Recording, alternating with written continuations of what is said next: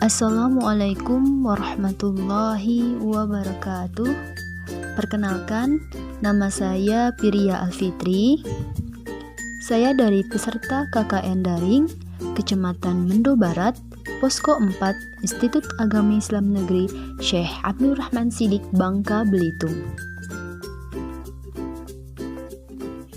Di sini saya akan memberikan 4 tips kepada saudara semuanya bagaimana cara kita menumbuhkan sikap toleransi antar umat beragama. Langkah pertama yang bisa kita lakukan untuk mewujudkan atau menumbuhkan sikap toleransi pada diri kita adalah kita mengetahui serta memahami apa itu toleransi. Toleransi secara luas adalah sikap atau perilaku manusia yang tidak menyimpang dari nilai serta norma-norma agama, hukum, budaya, di mana seseorang menghargai, menghormati setiap yang orang lain lakukan. Terdapat dalam Quran Surah Al-Kafirun ayat 6 yang berbunyi Lakum dinukum waliyadin, yang artinya adalah untukmu agamamu dan untukku agamaku. Dalam surah ini sudah cukup untuk menunjukkan bagaimana toleransi dalam beragama. Kita saling menghormati keyakinan orang lain, tidak memaksa kehendak orang, tidak pula memaksa seseorang untuk memeluk suatu agama tertentu, dan tidak mendiskriminasikan agama yang lainnya. Langkah kedua, menumbuhkan rasa nasionalisme. Setelah memahami apa itu toleransi, perlu kiranya kita menumbuhkan rasa nasionalisme dalam diri kita. Ada 5 tips yang dapat saudara semua lakukan adalah 1. Memperkenalkan aneka ragam budaya Indonesia. Yang kedua, gunakan produk karya dalam negeri.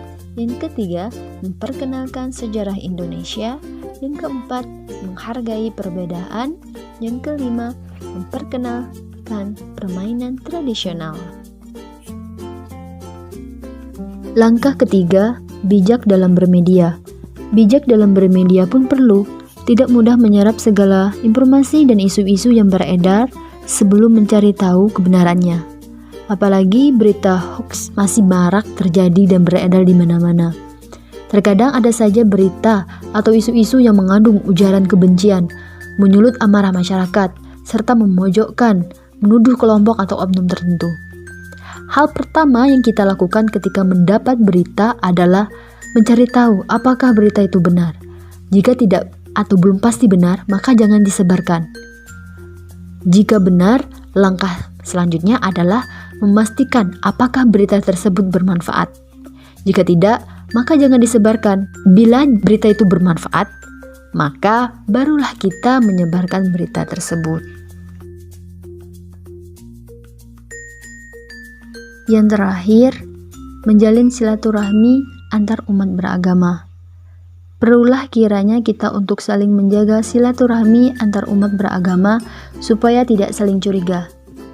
Saling berkomunikasi antar satu umat beragama satu dengan umat beragama lainnya. Berdiskusi juga penting supaya kita tahu seperti apa ajaran dari agama-agama lainnya. Dari situ, wawasan dan pikiran kita terbuka luas. Dengan begitu, rasa saling curiga, perilaku menghakimi orang atau kelompok lain, serta sikap intoleransi tak terjadi.